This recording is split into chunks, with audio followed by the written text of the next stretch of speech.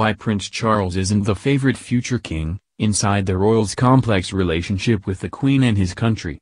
Is Operation Golden Orb burnt out? It is no secret that many citizens of the United Kingdom aren't exactly thrilled by the idea of Prince Charles becoming king one day, believing instead, much like disgruntled people all over the world with respect to their leaders, that younger, fresher blood is needed to put some pep in an old institution's step. While 92-year-old Queen Elizabeth II lost a little ground to Meghan Markle last year, she remains an extremely popular member of the royal family, having been a fixture in the lives of multiple generations and a stalwart, soothing presence in, almost, every instance of national trauma. The people's collective bond with her now 70-year-old son, however, has always been lacking for one reason or another. A recent survey conducted by Britain's Independent confirmed as much, finding that 46% of the public, a sample of 1,500 in this case, think that Charles should just pass the crown along to his eldest son, Prince William, upon the Queen's death, rather than take the throne himself. Another 29% stated that they have no opinion on the matter.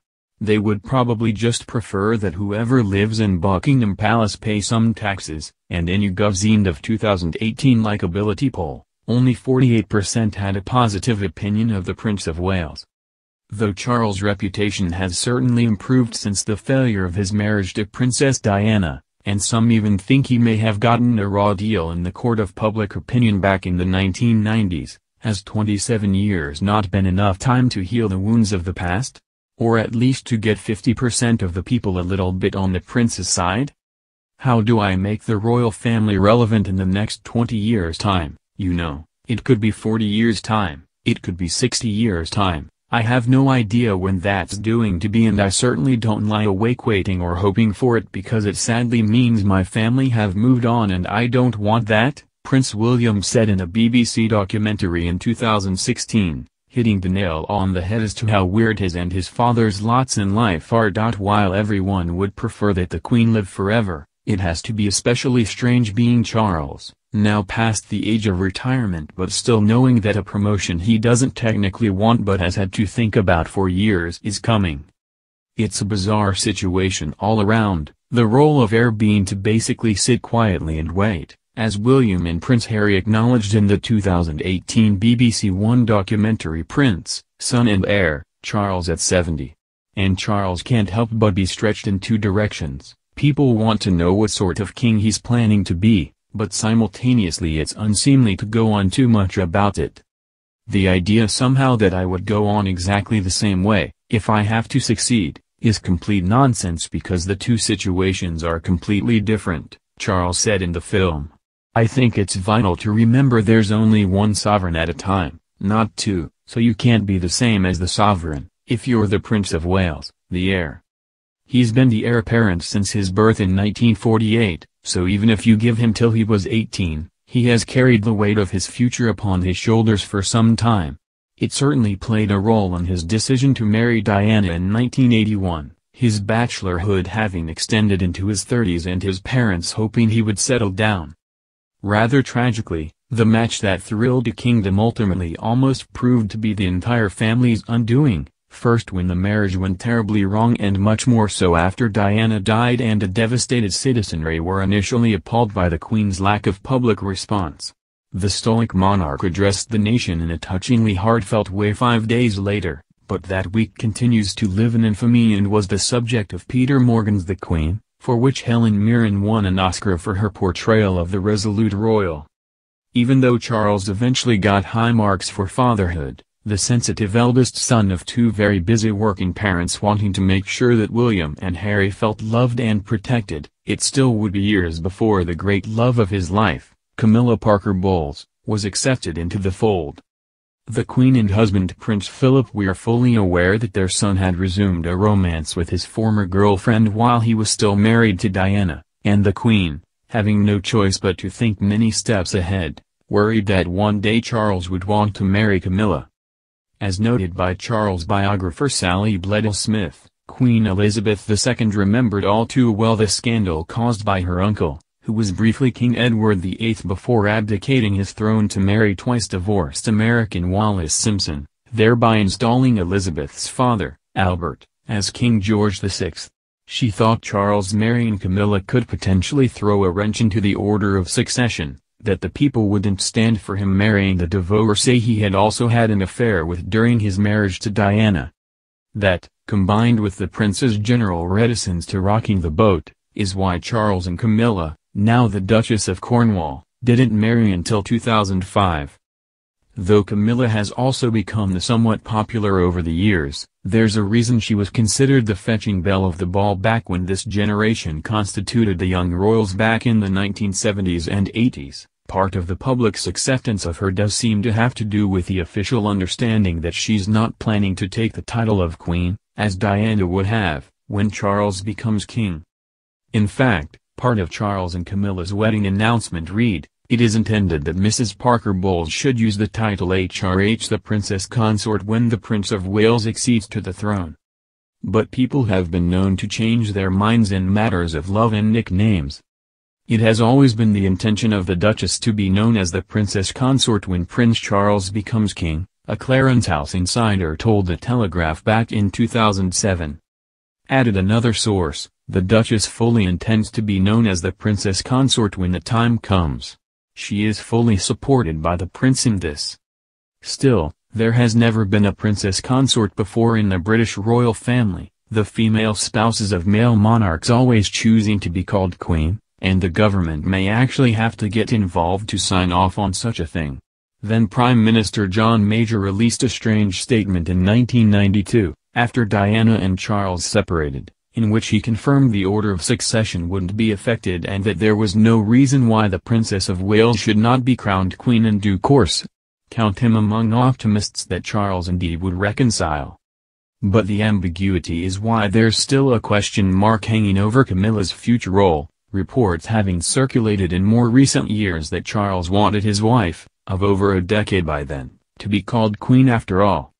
A Sunday Express poll in 2017 found that 67% were not on board with making Camilla queen, though Queen Elizabeth II promoted her daughter-in-law to the Privy Council, a sovereign's body of advisors, in 2016.